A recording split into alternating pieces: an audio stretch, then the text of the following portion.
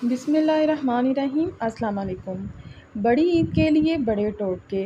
Deep freezer को साफ़ करके इसकी दीवारों पर ब्रश की मदद से कुछ कतरे ग्लिसरीन के लगा दें। ऐसा करने से दीवारों पर बर्फ़ जल्दी नहीं बनती।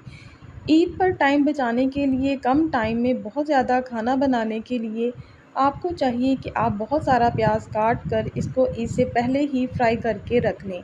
इनको ब्राउन करके एयर टाइट जार में रख लें और इसको फ्रिज में 2 से 3 हफ़्ते के लिए रख सकते हैं।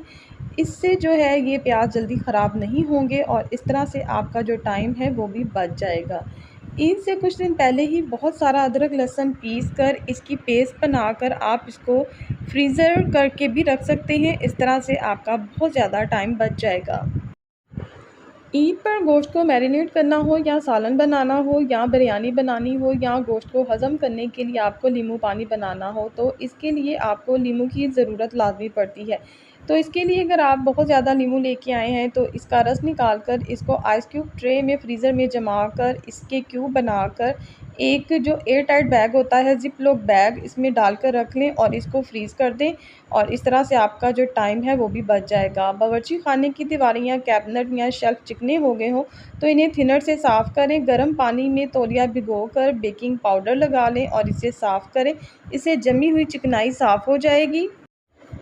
पाए की स्मेल ख़त्म करने के लिए पाए पर नमक लगाकर रख दें। 5 मिनट बाद आटा लगाकर मलें, फिर अच्छी तरह धो लें। स्मेल बिल्कुल ख़त्म हो जाएगी। मज़ेदार बारबेक्यू के लिए गोश्त की बोटियां हमेशा छोटी रखें। इस तरह से ये जल्दी गल भी जाएंगी और मैरिनेट भी अच्छे से होंगी, जिससे ये फीकी नहीं लगेंगी और मैरिनेशन गोश्त के अंदर तक जाएगी।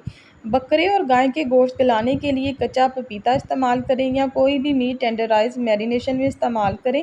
ये ना सिर्फ गोश्त को जल्दी गलाएगा बल्कि जूसी भी बनाएगा और गोश्त पकने पर रूखा और खुश्क नहीं लगेगा। गोश्त ख़राब नहीं होगा। गोश्त को ज़्यादा देर फ्रिज से बाहर रखना हो तो गोश्त यहाँ तो ख़राब हो जाता है या फिर स्मेल आने लग जाती है और गोश्त का जायका भी बदल जाता है। गोश्त को अगर ज़्यादा देर फ्रिज से बाहर रखना हो तो सिरके में भीगा हुआ कपड़ा गोश्त के ऊपर दे दें। ना तो जल्दी ख़राब होगा और ना जायका बदलेगा। कुर्बानी के बाद सफाई करने के लिए गोश्त की स्मेल को ख़त्म करने के लिए किचन की स्लैब या जहाँ भी गोश्त रखा हो वहाँ सफाई के लिए और गोश्त की स्मेल को ख़त्म करने के लिए उस जगह पर मीठा सोडा छिड़क दें। 1 घंटे के लिए छोड़ दें। इसके बाद साफ़ कर लें। स्मेल बिल्कुल ख़त्म हो जाएगी। अगर गोश्त जल्दी गलाना हो तो गोश्त को सिरका और नमक मिले पानी में डिप करके रखें, फिर पकाएं। गोश्त जल्दी गल जाएगा और बू भी ख़त्म हो जाएगी। कमेंट्स में मुझे ज़रूर बताइएगा कि आपको वीडियो कैसी लगी है और इस तरह की अच्छी और मालूमाती वीडियोज़ के लिए आप हमारे चैनल को सब्सक्राइब कर लीजिएगा। शुक्रिया।